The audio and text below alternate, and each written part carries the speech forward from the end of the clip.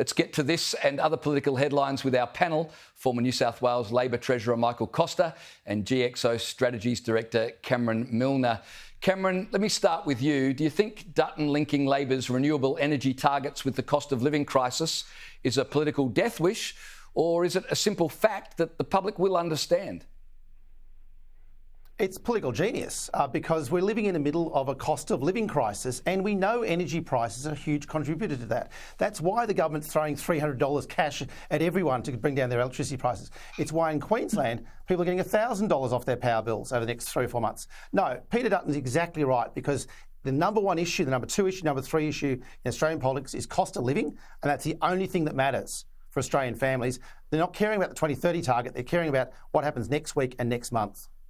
Yeah, I think you're absolutely right. And I think Australians are smart enough to realise that. And even if they're not smart enough to realise the argument, they're smart enough to read their electricity bill. Micheal, Peter Dutton certainly doesn't seem to be choosing a small target strategy heading into the next election. He's looking like he's prepared to have the big conversations. Well, I agree with Cameron on this. I think it's a very, very significant strategic shift by Peter Dutton, and the reason I say that is, look, most of the polls are showing either a hung parliament or a small Labor majority, and given that, he's got to think beyond the next election. And I think this is a strategy to position him for that, and that's what I think is really important about this. The focus on cost of living and the energy component in it, I think, in the short term makes good tactical sense. But more importantly, if you go into the next year when they haven't reached any of these targets and nuclear energy becomes even more popular than it currently is, I think he's on a strategic winner here. And, good on him. At least now the public has a choice.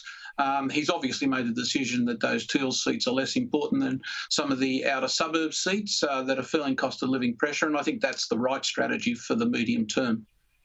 Well, staying with the Prime Minister, we showed you the flying metaphor he used earlier. Treasurer Jim Chalmers told the Morgan Stanley Australia Summit today that he would deliver an economic soft landing.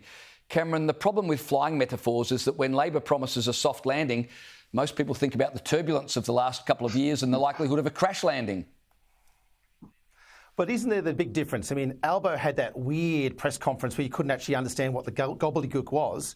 But Jim Chalmers, with clarity, explained exactly what he was doing with the economy. I mean, Micheal Costa has a different view about Jim Chalmers, but I think that Jim Chalmers is a great treasurer, and he's actually doing everything in his power to bring the economy into that soft landing we absolutely need. Because the last thing people need is a recession on top of a cost of living crisis.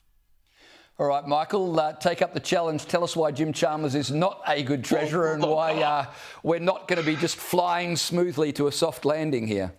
Yeah, it reminds me of one of these disaster movies from the 70s, what the airport or airplane or whatever it was. Look, Cameron's right. I'll give and concede this on.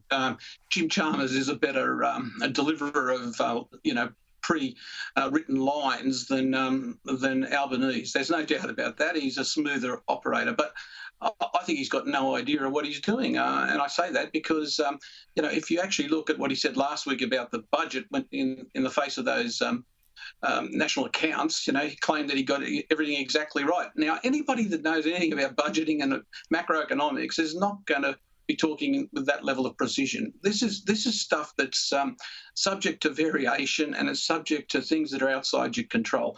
And a more sensible approach would be to say that given what we're facing, there are really important issues on the horizon that may be mitigated by some of our strategies. I think he doesn't understand that the sort of predictions he's making are overconfident, they're full of hubris, and they're going to come back and bite him. And we've already seen that with the movement of the interest rate cuts, the so-called interest rate cuts, out further than this government was expecting. And that's my concern here. We need a realistic approach to the budget, not that. And on top of that, I mean, we've got this future Made in Australia fund. Now, this stuff is stuff that's out of Laurie Carmichael and Rex Connor. It's nonsense. It'll never happen. The green hydrogen policy that he was promoting today is absolute nonsense as well. And they're the things that make me question his competence. He should be fighting against those, not promoting them.